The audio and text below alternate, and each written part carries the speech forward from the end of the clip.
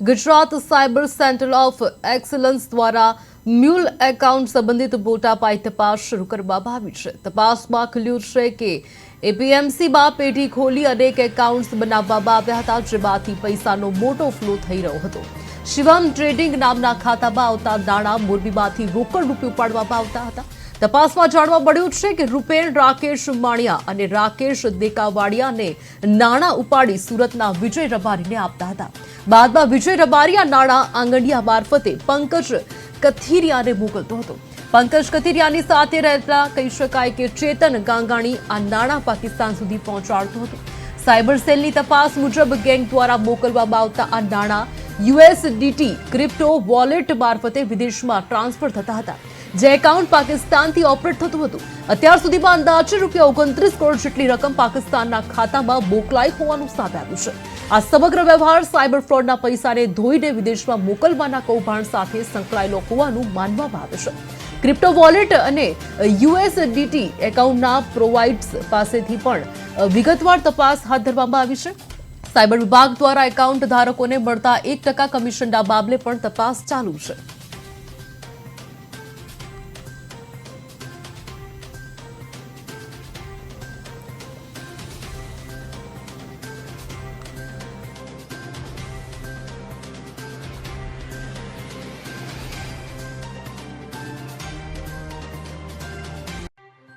Gujarat cyber centre of એક્સલન્સની ટીમના PI Dodiya અને એમના સ્કોડ દ્વારા 3જી તારીખના રોજ જે ડિટેક્શન કરવામાં આવેલું હતું, જે મૂળ અકાઉન્ટ્સના માધ્યમથી સાયબર ક્રાઇમના નાણાંઓની હેરફેર કરવામાં આવતી હતી, જે અનુસંધાને શિવમ ટ્રેડિંગ એપીએમસી લખતર ખાતે જે પેઢી ઊભી કરવામાં આવેલી હતી, ત્યાંના જેના નામે પ્રોપરાઇટરી હતી તે મહેન્દ્ર સોલંકી, તેની સાથે રૂપેન ભાટિયા, માણિયા રાકેશ, દેલવાડિયા રાકેશ, આ લોકોની અટક કરવામાં આવી હતી.